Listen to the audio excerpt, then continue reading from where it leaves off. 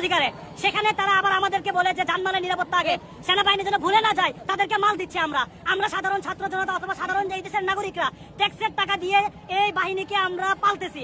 সুতরাং আমাদের পালা কুকুর, তারা আমাদের পোষা কুকুর যদি আমাদের বিরুদ্ধে আসে, আমাদেরকে লাঠিচার্জ করে, আমাদেরকে ধাওয়া করে, আমাদেরকে প্রতিহত করে, তখন আমরা বলবোই তোরা আমাদের নুন খেয়ে গুণ গাইতে জানোস না, তোদের পেশাদারিত্বের সাথে কথা যায় না। এটাই আমার অবস্থান। এই ভিডিওটা দেখার পরে শরীরের মধ্যে রক্তের একটা পিলপিলানি ফিল করছি ভাই। তার বক্তব্য শুনছিলাম আর ভাবতেছিলাম যে 1971 সালে নাকি পাকিস্তানের কিছু মানে কি বলে যে বীজ এই দেশে ছিল, আর আজকে যখন সরকার পরিবর্তন হয়েছে অনেক কিছুর মধ্যে মাঝে মাঝে কিন্তু বীজদের দেখা মিলে, আর এই হচ্ছে সেই বীজের এক অংশ। উইথ ডিউ রেসপেক্ট, সেনাবাহিনী পোতাই গেছে। রাস্তার একটা পোলা সেনাবাহিনীকে নিয়ে যখন বলে যে কুকুরের পাল, কুকুর ভাই, আপনি বুঝতে হবে যে ধৈর্য ধরা ভালো থাকে না, যে কোনো পরিস্থিতিকে সামলানোর জন্য ধৈর্য নিয়ে কাজ করতে হয়, প্রজ্ঞা নিয়ে কাজ করতে হয়। কিন্তু বাংলাদেশের সেনাবাহিনীকে নিয়ে এই ধরনের শব্দ যখন ব্যবহার হয়ে যায়, আর এই ছেলে এই দেশের আলো বাতাসে ঘুরা ফিরা বেড়ায়, আমার লজ্জা হয়, আমার সেনাবাহিনীর প্রতি আফসোস হয় যে আপনারা কি আসলে আসলে মানে হাতের মধ্যে চুরি পইরা ফেলছেন।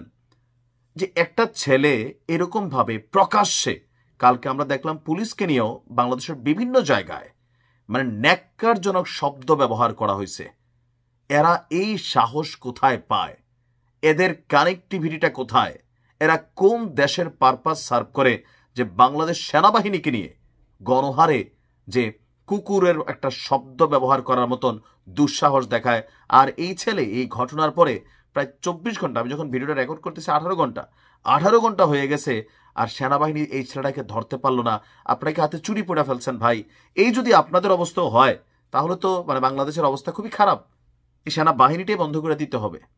কারণ ধৈর্য প্রজ্ঞা ঠিক আছে, গতকালকে আমাদের একজন সেনা অফিসার যখন 32-এর সামনে বোঝাচ্ছিলেন, কত বিচক্ষণতার সহিত বোঝাচ্ছিলেন।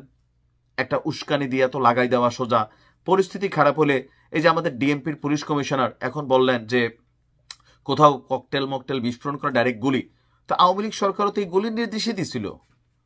তখন সরকারে আওয়ামী লীগ ছিল, তখন যারা ককটেল মারছে আওয়ামী লীগ গুলি চালাইছে।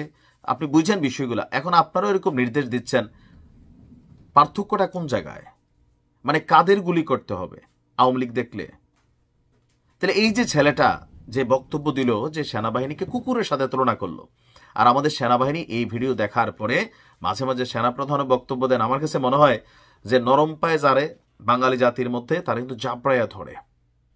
সেনাবাহিনীকে নিয়ে 1971 সালের পরে মানে আমাদের সেই নতুন বাংলাদেশ, স্বাধীন বাংলাদেশ থেকে আজকের 53-54 বছর পরে এমন অবস্থা আর সারা জীবনে আমি আমার ব্যক্তিগত বয়সে দেখে নাই। মাঝে মাঝে ঘটনা হয় সেটা আলাদা, কিন্তু রাস্তায় পড়া একটা জঙ্গি সে সেনাবাহিনীকে নিয়ে এই ধরনের বক্তব্য দেয়, এটা দেখার পরে যারা বলবো যে কুল, তো তাহলে তো ভাই আমরাও অনেক কিছু বলা শুরু করতে হবে। এমনকি বাক স্বাধীনতা কি সবার বেলায় প্রযোজ্য? একজন মানুষ জয় বাংলা বলার পরে একজন মহিলা, মুরব্বী মহিলা 42-43 বছর বয়স, ওনাকে নিয়ে যখন তখন মামলা দিয়ে হত্যা মামলা দিয়ে ঢুকাই দেওয়া হইল। আপনি বুঝছেন? তাহলে কি মানে সিস্টেমটা কি পরিবর্তন হয়েছে? সেনাবাহিনী সেনাবাহিনী সেনাবাহিনী আমরা প্রতিদিন বলি, আপনাদের এই নামটারে কতভাবে পরিবর্তন কইরা কত বিকৃত শব্দ ব্যবহার করা হয়, তারপরে সেনাবাহিনীর তরফ থেকে অ্যাকশন দেখি না।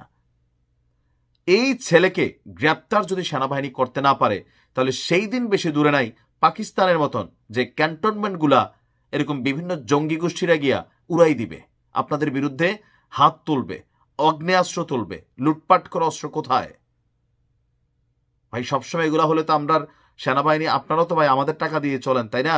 তো হ্যাঁ, যদি আজকে একজন গাড়ি দিয়ে ফেললো কুকুর, এরপর আরো 5 জন কটা গালি দিবে। আপনি শুধু জাস্ট ইমাজিনেশন করেন। এরা আস্তে আস্তে সাহস পাচ্ছে, যেটা যৌক্তিক সেটার পক্ষে আমরাও, কিন্তু এরকম ভাষা প্রয়োগ এটা কোনোভাবেই একজন স্বাধীন বাংলাদেশের নাগরিক যে বাংলাদেশকে বিশ্বাস করে, সার্বভৌমত্বকে বিশ্বাস করে, সেই ধরনের শব্দ প্রয়োগ করতে পারে না।